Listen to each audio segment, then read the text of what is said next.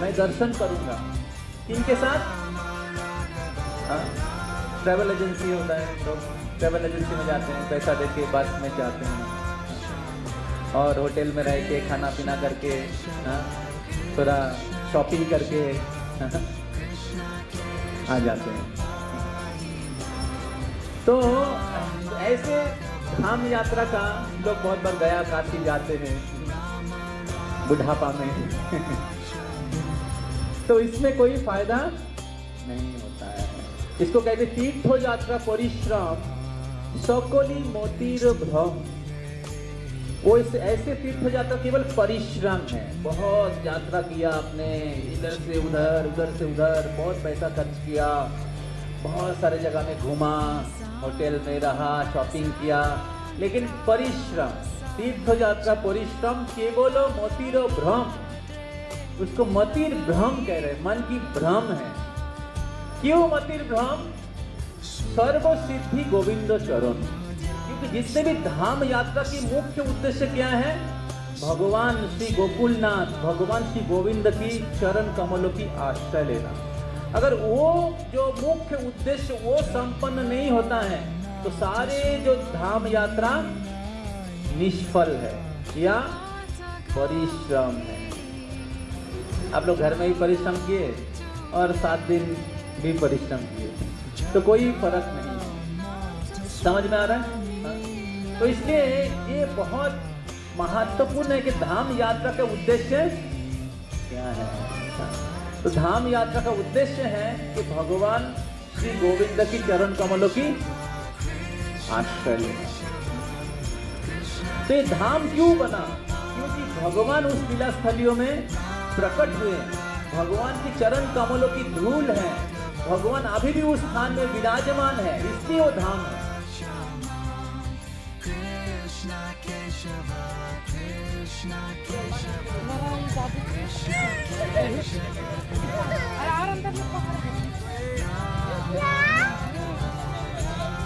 राजा ये बंगाल के मिनिस्टर थे, तो उनके जो राजमहल और उनका जो राज्य था इसी एरिया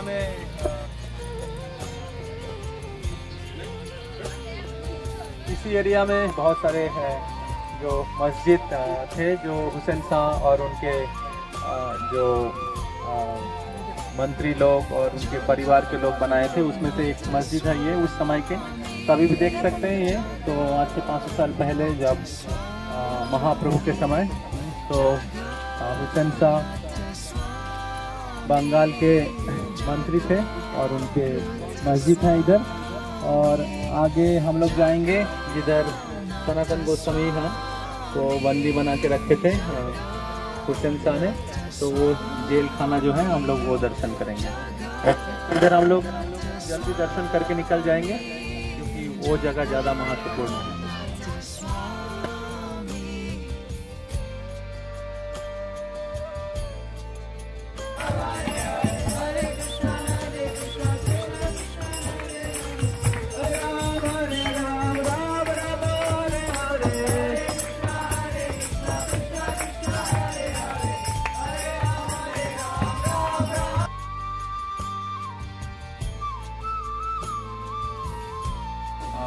टावर उन्होंने डिज़ाइन किया था, ये भी हो सकता है सनातन गोस्वामी का कुछ इनपुट जरूर होगा। उनके पिछले ज़माने में जो आर्किटेक्चर है उस समय के जो स्थापत्य हैं कितने ज़्यादा शक्तिशाली और एडवांस हैं।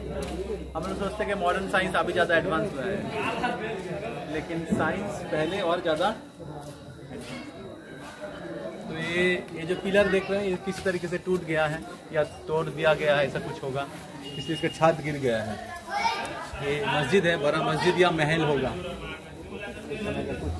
अलग अलग देखिए कितना बड़ा छाद है इसका, बड़ा बड़ा दरवाजा है, मतलब लोग और भी लंबे थे। ओके, तो हम लोग निकलते हैं, नहीं तो संध्या हो जाएगी।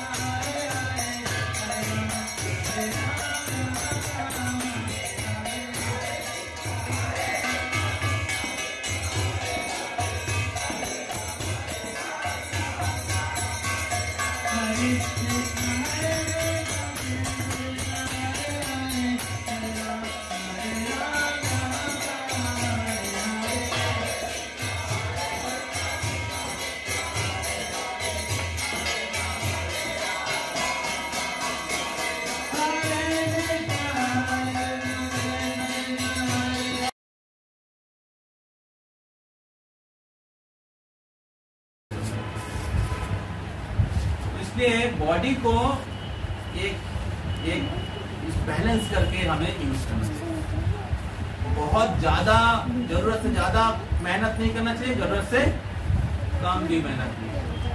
भगवत गीता में भगवान बोलते कौन योगा प्रैक्टिस कर सकते हैं? युक्ताहार विहारस्य युक्तो चेष्टसु कर्मसु युक्तो स्वप्न बोधस्सो योगो भवति दुःखहा।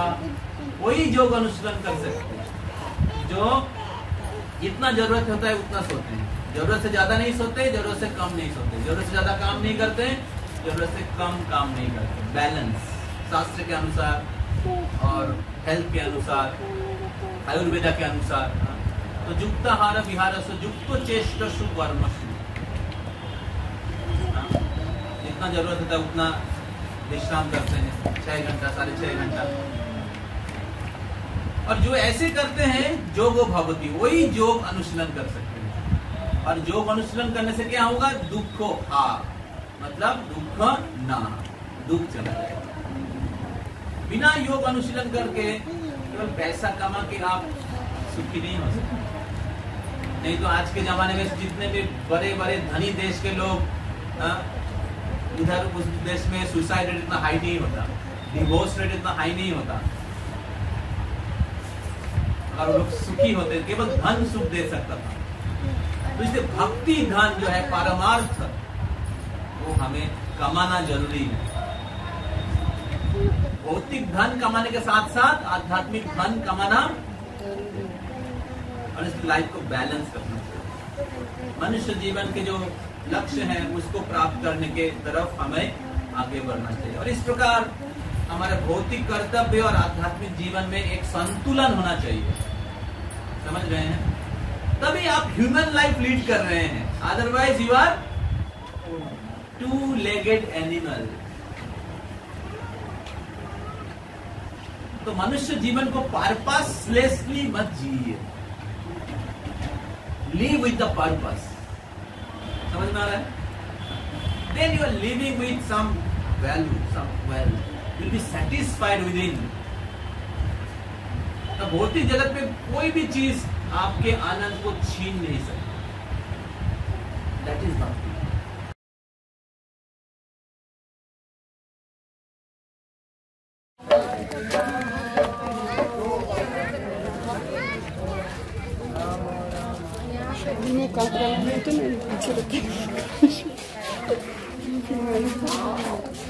कितना मस्त है।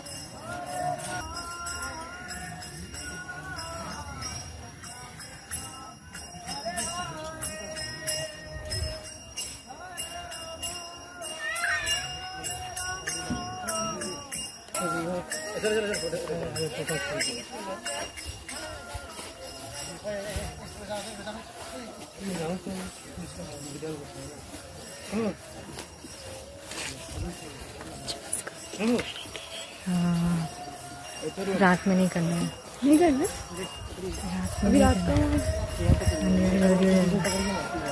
एक मिनट थोड़ा पीछे रहो।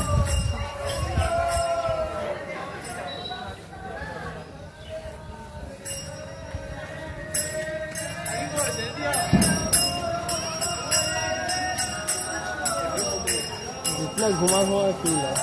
ये सब क्या था?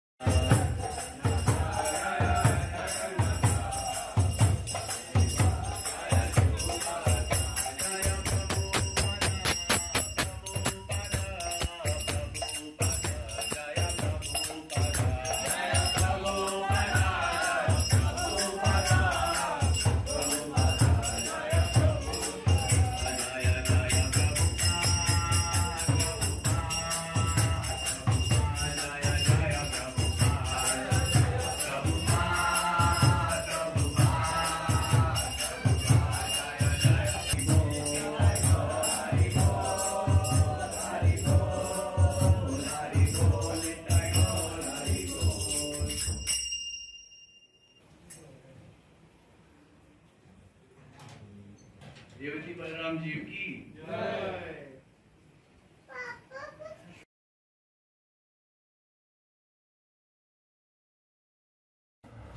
श्रील प्रभुपाद जी जब अमेरिका में थे तो उन्होंने कहा कि किसी को अगर पूर्व जीवन की स्वीकृति नहीं होता है तो भक्ति में नहीं आते हैं। तो प्रभुपाद जी के शिष्यगण ने कहा कि प्रभुपाद जी, हम लोग तो सब हिपी लोग हैं, हमारा पूर्व जीवन का क्या स्वीकृति है? हमने पूर्व जीवन में क्या स्वीकृति किया कि हमें चैतन्य महाप्रभु के आंदोलन में योगदान करने की सौभाग्य प्राप्त हुआ?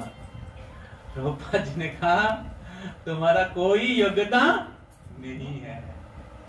प्रभुपाद जी ने कहा कि तुम्हारा पूर्व जीवन का कोई स्वीकृति नहीं है, मैंने तुमको स्वीकृति दिया।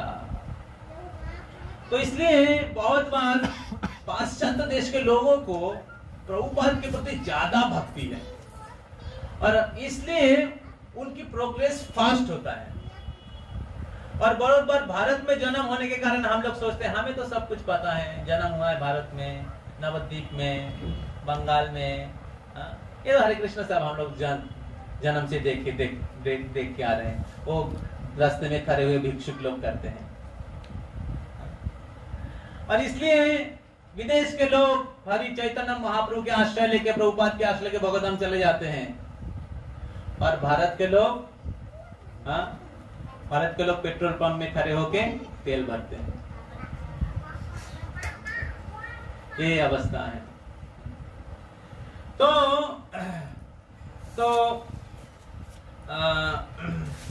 तो इसलिए हमें समझना चाहिए कि हमारी कृपा, हमारे भक्ति जीवन के प्रगति महाप्रभु और महाप्रभु के प्रतिनिधियों के ऊपर निर्भर है। और इसलिए हमें ये बहुत इंपॉर्टेंट मूड है भक्त लोगों का, गौड़ीय वैष्णव का बहुत मूड है।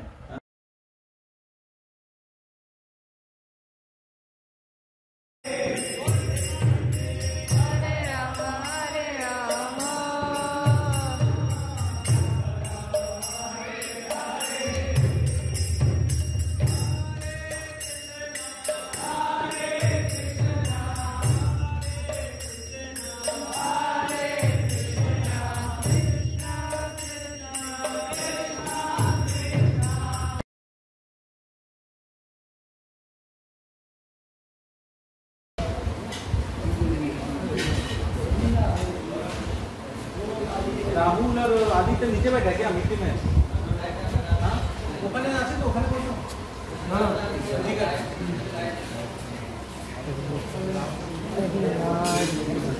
तो खाली है। हरि वो माता की जय। जिससे लेकर ना उसी का बस आंसर मिल जाएगा। फिर खा जाओ जिससे तुम ये लाता है उस टाइम ना बोलता है